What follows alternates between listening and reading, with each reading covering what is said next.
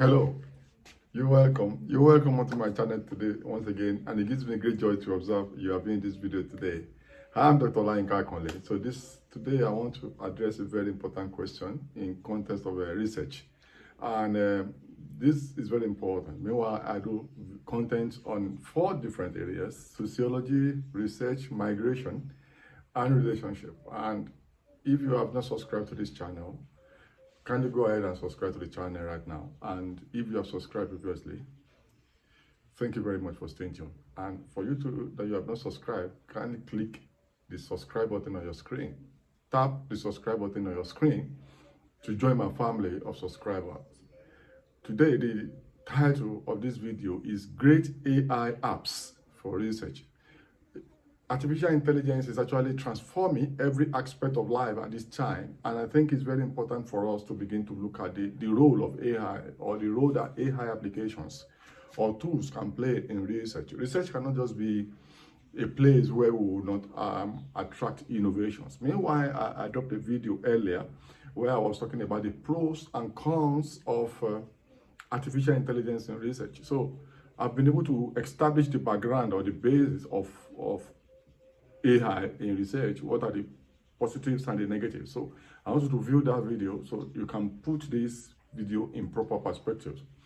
So don't forget, artificial intelligence is very important. Every aspect of life is feeling the impact of artificial intelligence in terms of smart work, smart activities and operations. And I think as a researcher that I am, as an academic, as a scholar, I think we should begin to think more constructively about AI in research. So I will mention great AI tools or apps for research.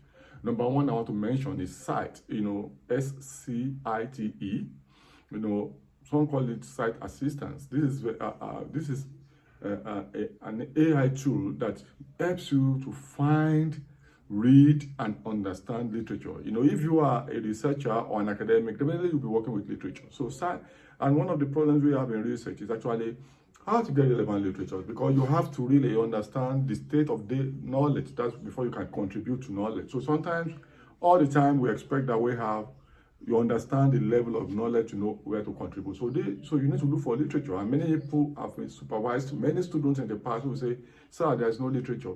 Sir, I can't find materials." And this is a major problem, especially if you are from poor countries. So but even if you are from developed countries, there are issues of finding literature or organizing them in a very systematic and relevant way. So it's a major problem, So SCITE will enable you to assist you to find and read and understand this literature, even though it doesn't matter how complicated they are, And even if you don't have keywords, so it does help you to extract relevant information from those literature. You just have to tell this very fantastic app what you're working on, and it will help you find all the relevant literature and help you assist you in reading them and understanding them, and help you extract key information. This is very important because these materials are written in so many very lengthy and some of them very complicated area, and so this will assist you the key elements, the relevant papers, the relevant academic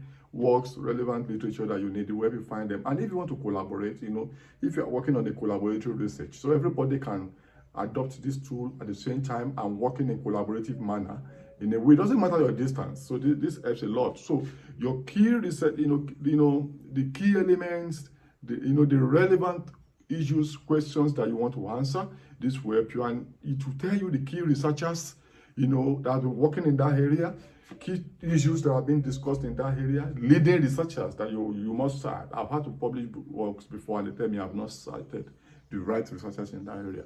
So to help you to know the right researchers in that area, the state of knowledge in that area, and the issues that are very important and sources of those issues. If you are a researcher, you understand that this is a big deal to know the key scholars in that area, the key issue, the state of knowledge, and sources of these issues. This is very fantastic from my perspective and my experience.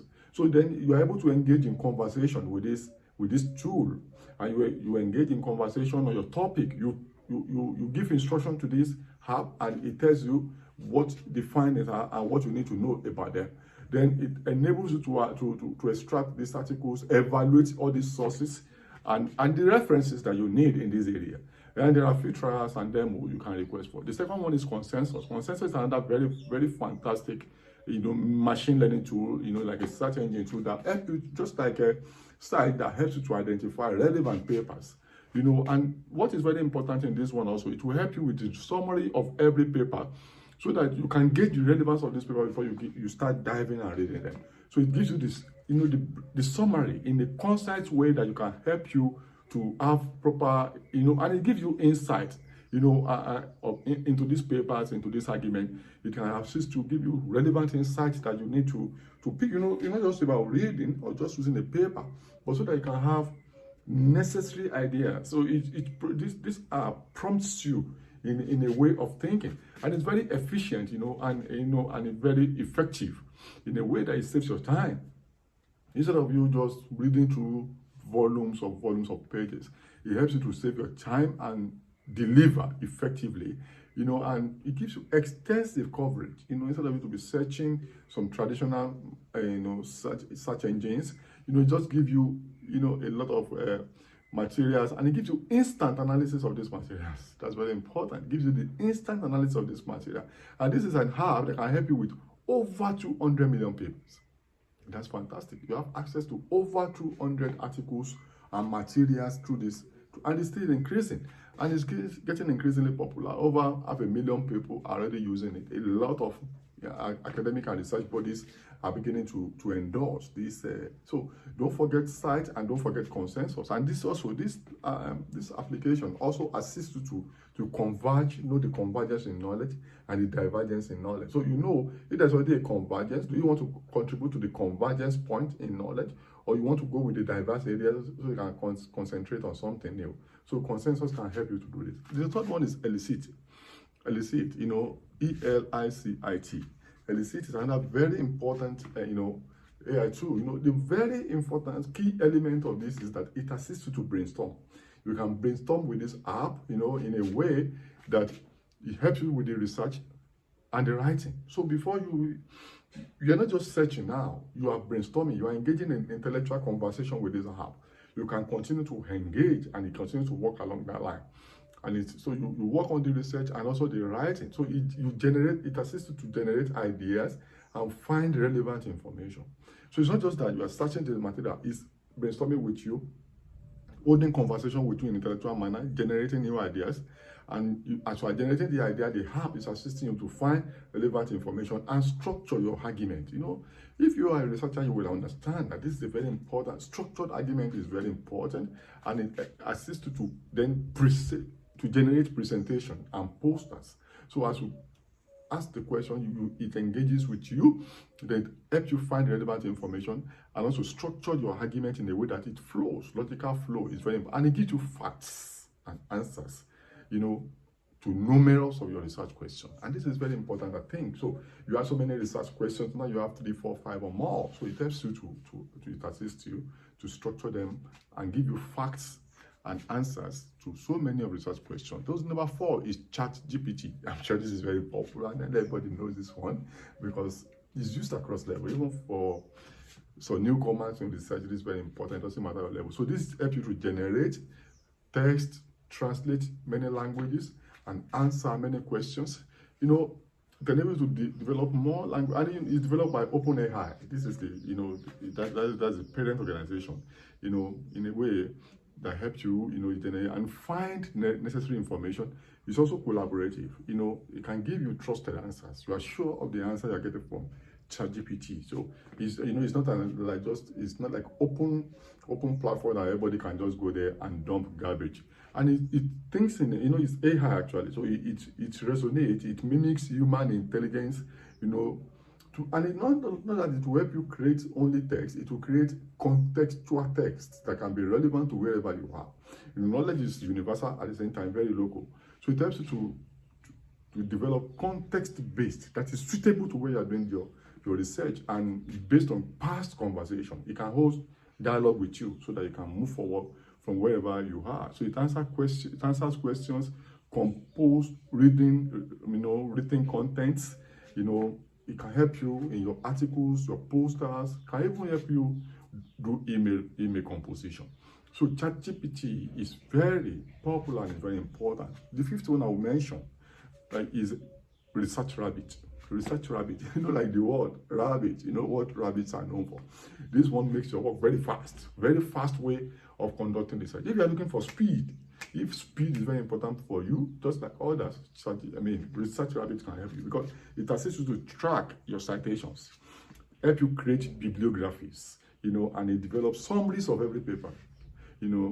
All the papers you have, it gives you the summary so that you know which direction you should be traveling your research. And if you are thinking about references, bibliography, you need citations. Your research, you need citations actually. So Research Rabbit can assist in this dimension, and it helps you to organize your work in very effective and efficient way in terms of time and output. Then it gives you literature, citation-based literature.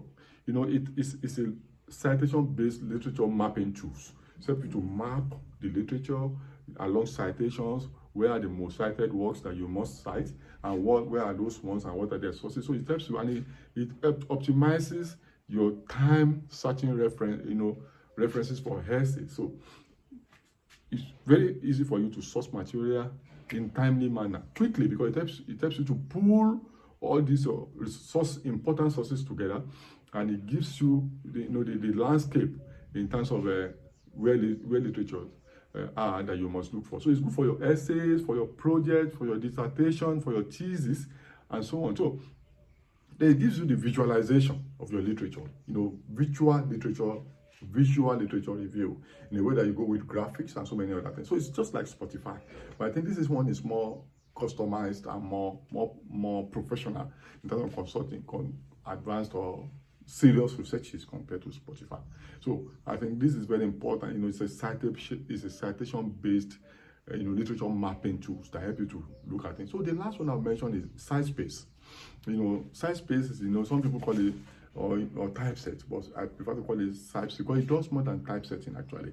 This one is like a value, it's like an hub, AI hub that helps you to complete the value chain of your research. It helps you from your manuscript, once you have written, from your manuscript writing to submission to publication. Even your literature review, it can assist you in your manuscript submission, literature review, and even review processes to submission to publication. So all the value chain, the point in the value chain, SciSpace can help you, especially if you are very much interested in publishing. So it helps you from beginning to be able to walk through the channel of submitting, of reviewing, of doing literature review until your work is published. So if you are new in publication, SciSpace can help you.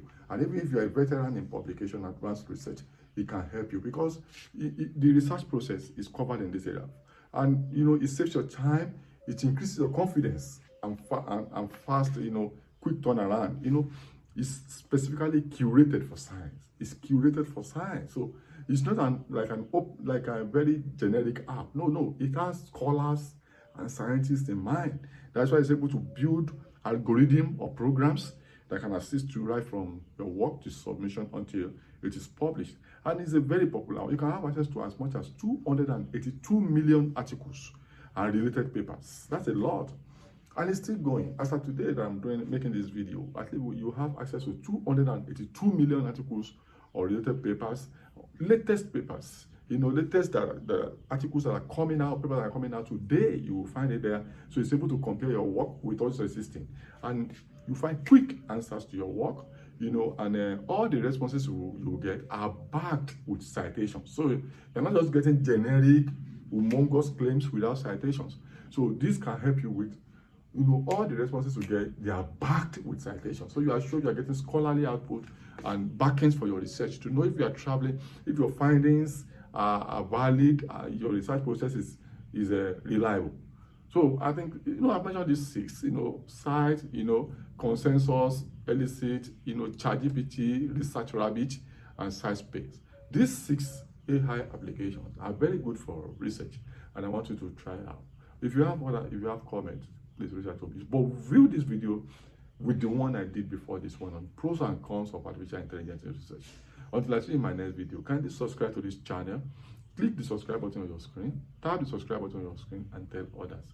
Thank you for staying tuned. Until I see you in my next video, bye for now.